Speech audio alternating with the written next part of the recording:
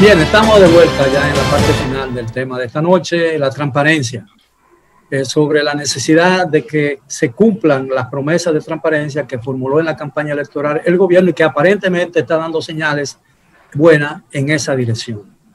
Ahora, yo le hacía una pregunta con relación al terminar el segmento anterior, relacionado con el IPI y las propiedades, pero es básicamente sobre el valor que tiene la firma o el compromiso que se adquiere o que uno se asume cuando firma un código de ética, cuando ya previamente ha tenido que firmar un juramento, ¿no?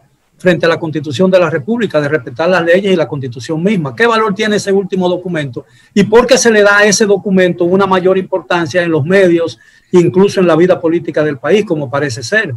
Bueno, yo creo que eso es un acto simbólico. Hay que recordar que era un libro que se firmaba, el propio código de ética, que se firmaba cuando Danilo, ahora parece que es una carta compromiso.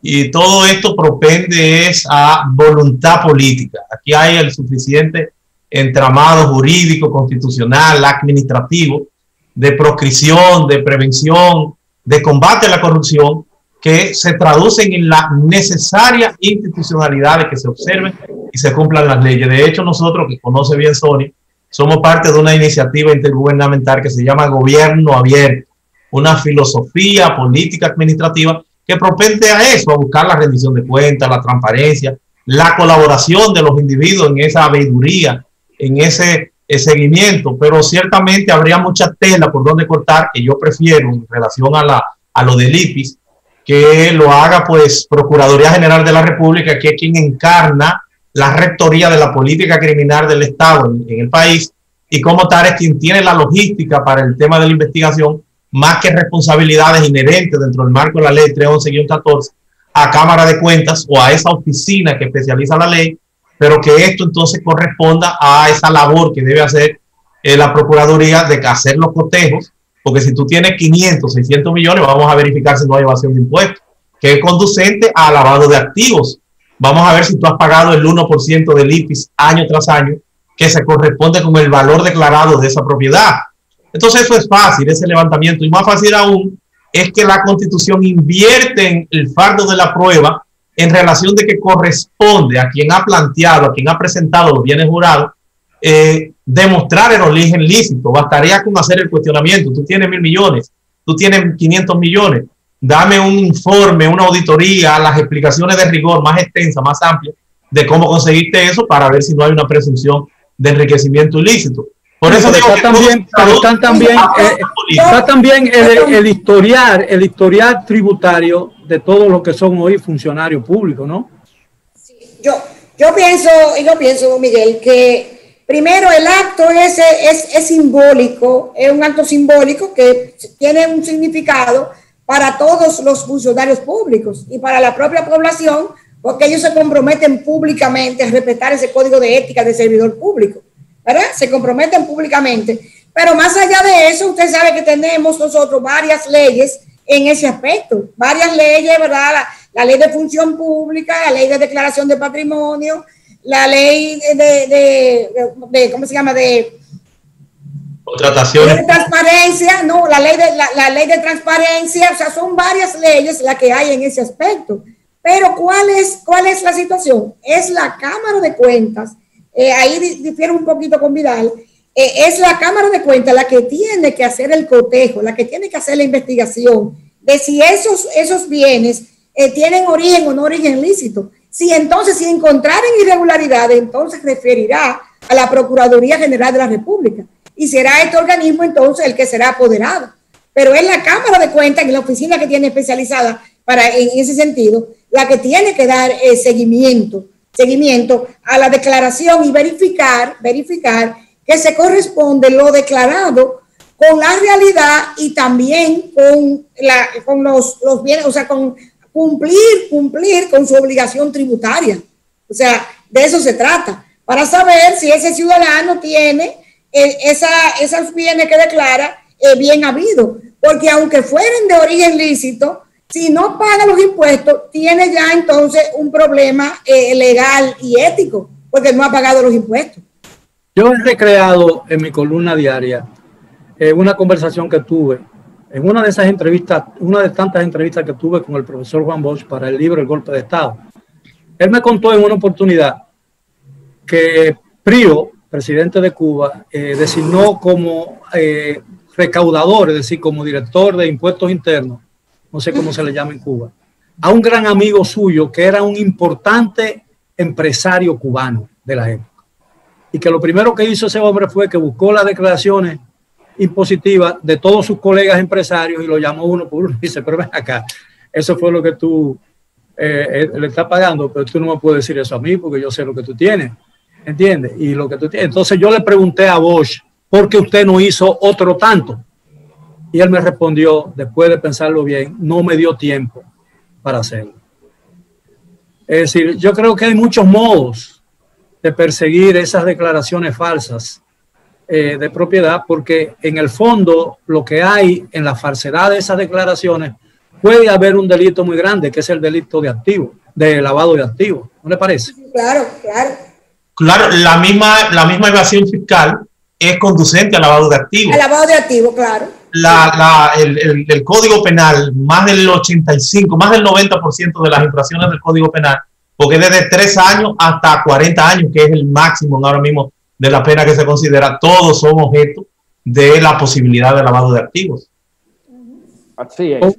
Pero a mí particularmente, después de superar este tema de las declaraciones juradas de bienes, hay otro aspecto también. Quienes no declaran bienes que realmente son propios. Ahí viene uno de los grandes temas. O sea, aquí hay personas que tienen repartidos entre familiares sus bienes con la finalidad, familiares y amigos. Y aquí todo el mundo sabe que aquí hay personas que viven de ser testaferros. Yo conozco personas que viven de ser testaferros. Ellos lo único que hacen es cumplir un cierto pacto de honor con personas que han puesto a su nombre propiedades, dinero en certificados financieros, toda una serie de cuestiones. Pero, ¿qué sucede con esos? ¿Cómo vamos a investigar a esos? O sea, eso es un tema... Bueno, esos testaferros tendrán que pagar lo que dicen que tienen. Sí, pero... sí, y así se arregla, ¿no? El tema está que por lo general, esos capitales son de procedencias espurias. Y ahí es donde radica el tema. Pero si sabemos que hay un testaferro detrás de una declaración, se presiona al testaferro y se llega al verdadero dueño. Hay que darle seguimiento, Daniel, y darle seguimiento también a las declaraciones de los funcionarios que se van para protegerla con el funcionario. Pero Sonia, aquí Impuestos Internos ha demostrado históricamente que ha sido incapaz de darle seguimiento a las declaraciones que se hacen, o sea, que son evidentes. Pero a mí lo que más me preocupa fue un tema que inicialmente, antes de entrar, tocó Jaime Francisco Rodríguez, y es el tema en el desempeño, en la gestión pública, los controles que existen, los niveles de accountability efectivos para evitar el exceso de discrecionalidad. Hay que saber que en un pasado no muy lejano, en condiciones de supuestas situaciones de emergencia, aquí se hicieron bellaquerías tremendas. O sea, el presidente declara emergencia, compra de mascarilla, y hay gente que sale a comprar mascarilla y una mascarilla que cuesta 125 pesos la compra en 3,000. Porque hay una cierta flexibilidad, una cierta laxitud en los procedimientos. Entonces, eso es uno de los... Y a lo mejor esas que compró a 3,000 no se entregan todas, ¿no? No, se compran 1,000,000 y se entregan 200,000. Sí, entonces ahí entra la ley de compras y contrataciones públicas, la dirección de compras y contrataciones públicas, Daniel, sí, para dar seguimiento a eso. Pero dicen que el que hizo la ley hizo la trampa. Ese es el problema, que hacen unas madejas inmensas y el tema no salta a la luz hasta que han pasado 2 y 3 años. Entonces, a los 2 y 3 años, la empresa que vendió no existe, ya no tiene representación en República Dominicana, y entonces no se puede cruzar realmente la información. Yo lo que creo es, y uno de los aspectos fundamentales para mí, es que hay que evitar la excesiva discrecionalidad que tienen muchos funcionarios públicos para el manejo de los recursos. Eso es un tema que en este país hay que yugularlo, porque es ahí realmente donde se producen las principales infracciones. Yo pienso que también hay que resaltar algunos nombramientos del señor presidente que han sido muy relevantes. Referido a compras y contrataciones, un destacado abogado y además con ética, tiene un gran reto desde el punto de vista de todo el proceso mismo de gerencia y de fiscalización al sistema completo del Estado dominicano. El tema de la Procuraduría General de la República Independiente también fue una señal muy destacada del presidente de la República y queda también lo correspondiente a la Cámara de Cuentas para los aspectos mismos de este tema que estamos tocando. Pero la Cámara de Cuentas le corresponde al Senado, ¿no? Sí, queda al Senado. Cámara de Diputados y al Senado en conjunto. Claro, claro. Pero quiero resaltar el tema de ese rol de la Cámara de Cuentas, así como también está en el tapete el tema de la Junta Central Electoral, que no es el tema a referirnos, pero sí el de la Cámara de Cuentas. Hay mucha expectativa en torno a cómo ha tenido un rol muy apagado en los últimos años para el proceso de fiscalización de los patrimonios públicos y también lo correspondiente a la administración pública en sentido general. Por lo tanto, pienso que estamos en una etapa también transitoria que se espera de que esta Cámara de Cuentas pueda tener también un nivel de resolución y colaboración con Procuraduría para que los informes correspondientes a esto que se ha declarado puedan también ser procesados debidamente y avalados. O sea, porque hay un proceso para avalarlo, para establecer de que sí, cada uno de estos funcionarios lo que ha declarado es lícito y es ganado de forma adecuada. Por lo tanto, esa parte ya está debidamente verificada y certificada. Pero también en otros casos que se espera de que también el gobierno pasado se pueda tener a mano de la población los informes correspondientes de ese enriquecimiento, de cómo una persona ha entrado, que conocida de todos nosotros, que pudo tener tal vez una casa modesta y hoy está exhibiendo mansiones, exhibiendo grandes riquezas. Por lo tanto, es muy consabido de que ese tema también es un desafío que se tiene en las instituciones públicas y sobre todo la Cámara de Cuentas, que es descentralizada y autónoma para el rol mismo tan importante que tiene. Ahora, ¿qué medidas le falta adoptar al gobierno o cuál medidas podría adoptar el gobierno? No nos queda mucho tiempo para consolidar la imagen de transparencia que algunas de sus medidas han dado a la sociedad dominicana. Doña Sonia, bueno, yo creo que el gobierno en algunos aspectos, ¿verdad?, podría rectificar, como en el caso de INAPA, podría rectificar. Pero creo también, don Miguel, que el gobierno está abocado ahora a trabajar en mejorar, en incrementar, en implementar la cultura de la transparencia en la administración pública. Porque parecería que nuestro país no tiene esa cultura, esa glasnost de la que hablaba Gorbachev, ¿verdad?, en la perestroika. Esa es la que nosotros necesitamos, ¿verdad? La transparencia, la apertura, ¿verdad?, del gobierno. Entonces, no del gobierno, del Estado de manera general. Entonces, yo creo que se debe también ahora el gobierno abocar a eso, a trabajar en crear, en implementar esa cultura de la transparencia y de que los funcionarios y servidores entiendan que es un derecho que tienen los ciudadanos, un derecho constitucional, un derecho fundamental que está avalado por la Constitución y otras leyes, de conocer la situación con la debida transparencia, es decir, que se pueda ver como si fuera un cristal. Don Miguel, yo lo primero que puedo decirle que el tema corrupción es algo cultural. Es algo cultural, es un fenómeno de naturaleza social, inherente, propio, particular de los seres humanos. En República Dominicana, de hecho, producto de esa profusa cultura, si se quiere, se ha perdido la capacidad de asombro.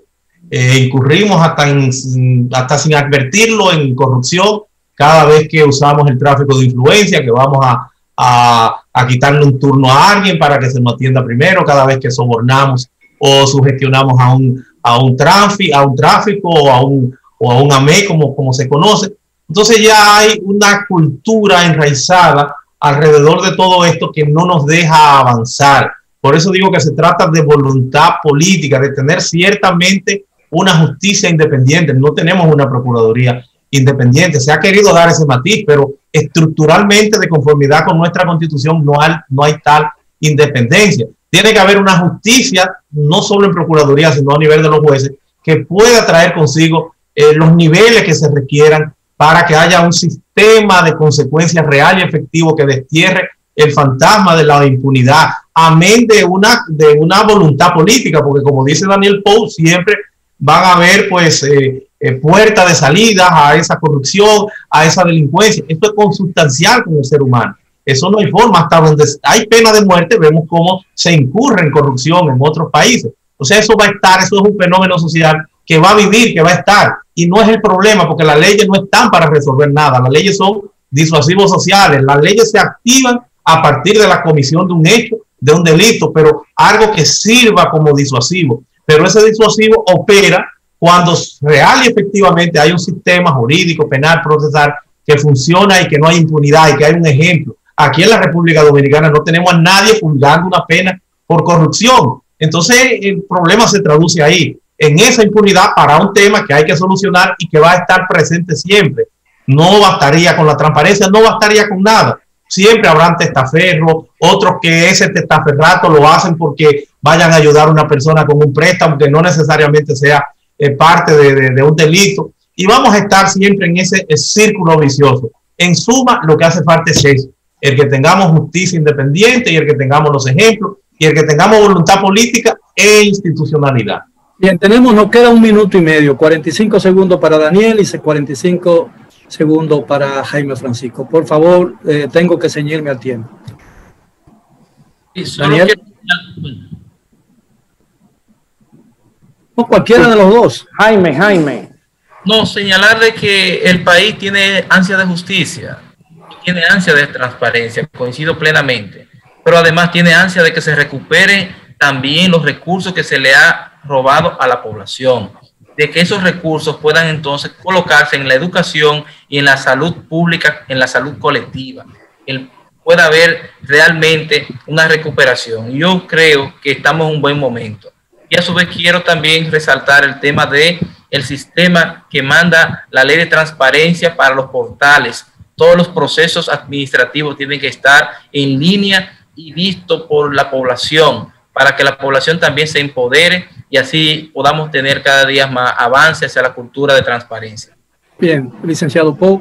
Particularmente yo creo que no tan solo el Ejecutivo, sino el Congreso, tiene que abocarse a hacer una revisión de todos los recursos institucionales que hay para garantizar la transparencia.